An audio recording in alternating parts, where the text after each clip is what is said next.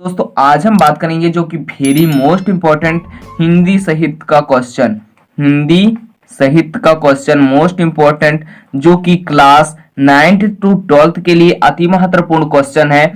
रीति काल की प्रमुख विशेषताएं लिखिए एवं उनके प्रमुख कवियों के रचनाएं लिखिए।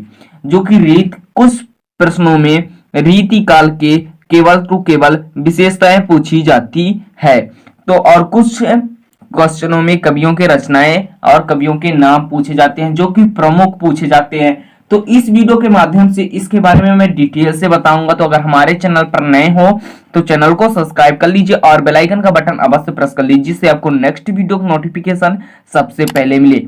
चलिए वीडियो को स्टार्ट करते हैं बिना टाइम वेस्ट किए। तो हमारा क्या है, रीति काल की विशेषताएं लिखिए। तो रीति काल का पहला विशेषताएं है आपको सरल से सरल भाषा में बताया जाएगा जिससे आपको पूरा का पूरा याद हो जाए। इस काल में लक्षण ग्रंथों की रचना प्रमुख रूप से हुई है। इस काल में क्या हुई है, इस काल में लक्षण ग्रंथों की रचना प्रमुख रूप से हुई है। इसमें लक्षण का विशेष प्रधान है। तो आप लक्षण याद कर लीजिए। इस काल में लक्षण ग्रंथों की रचना प्रमुख रूप से की गई है। इसी तरह हम दूसरा देख लेते हैं, काव्य में श्रृंगार रस की प्रधानता है। रीति काल में हमेशा श्रृंगार ही रस की प्रधानता होती है। इसको याद कर लीजिए कि दूसरा पॉइंट है श्रृंगार रस की प्रधानता, यानी इसमें कौन सा रस होता है, तो इसमें श्रृंगार रस होता है। काव्य में श्रृंगार रस की प्रधानता होती है। इसी तरह हम तीसरा देख लेते हैं।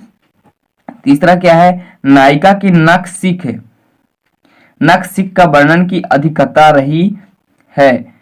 नायिका के नख सिख का वर्णन अधिकता रही है। नायिका यानी नख और सिख की वर्णन, नायिका की जो नाक और सिख होती है, शीर्ष होती है, उसका वर्णन की अधिकता रही है। तो आप इसको भी नोट कर लीजिए। आपको पूरा का पूरा सरल भाषा में बताया जाएगा। तो अगर चैनल पर नए हो तो चैनल को सब्सक्राइब कर लीजिए और बेल आइकन का बटन प्रेस कर लीजिए जिससे आपको लेटेस्ट वीडियो की नोटिफिकेशन सबसे पहले मिले। ये हो गया तीसरा पॉइंट, नायिका की नख सिख का वर्णन की अधिकता रही है। इसी तरह हम चौथा पॉइंट देख लेते हैं जो कि आपके स्क्रीन पर शो हो रहा है। प्रकृति का उद्दीपन रूप से चित्रण किया गया है। प्रकृति का किसके रूप से चित्रण किया गया है, तो उद्दीपन। ये उद्दीपन इसमें मेन टॉपिक है, प्रकृति का उद्दीपन रूप से चित्रण किया गया है। आप इसको नोट कर लीजिए, प्रकृति का उद्दीपन रूप से चित्रण किया गया है, आपको पूरा का पूरा मिल जाएगा। इसी तरह हम पांचवा देख लेते हैं। पांचवा विशेषताएं जो कि 5 विशेषताएं पूछी जाती हैं और 5 नंबर का प्रश्न आता है। कक्षा क्लास 9th to 12th तक के लिए वेरी मोस्ट इंपॉर्टेंट है रीति काल की विशेषताएं। पांचवा पॉइंट हमारा है, परिभाषित एवं शुद्ध ब्रज भाषा का प्रयोग किया गया है। परिभाषित एवं शुद्ध ब्रज भाषा का प्रयोग किया गया है। इसमें जो परिभाषित हो सके उस शुद्ध और शुद्ध ब्रज भाषा का प्रयोग किया गया है। जो कि पांचों के पांचों पॉइंट आपके स्क्रीन पर है। तो इसका स्क्रीनशॉट आप फटाफट कर लीजिए।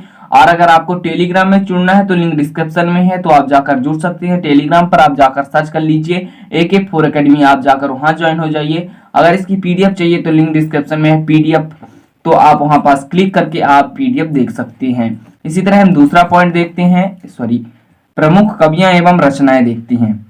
तो इसमें 4 कवियों के मैं नाम बताऊंगा आपको और 2 रचनाएं बताऊंगा। तो पहले कवि है केशवदास। पहले कवि कौन से हैं, केशवदास, जो कि इनकी सरल से सरल रचनाएं बता रहा हूं। कवि प्रिया है पहला का और रामचंद्रिका है केशवदास की रचनाएं।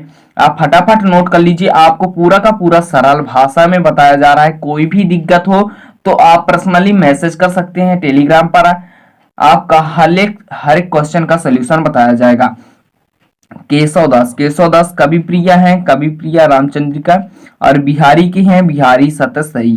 बिहारी के कौन है, बिहारी सतसई, इसकी रचनाएं हैं। और घनानंद का देख लेते हैं। तो घनानंद जो कि बहुत ही फेमस इंसान है, तो सुजान सागर और विरह लीला इनकी रचनाएं हैं। सुजान सागर और विरह लीला इनकी रचनाएं हैं। और पद्माकर का देख लेते हैं। तो पद्माकर की गंगा लहरी और राम रसायन।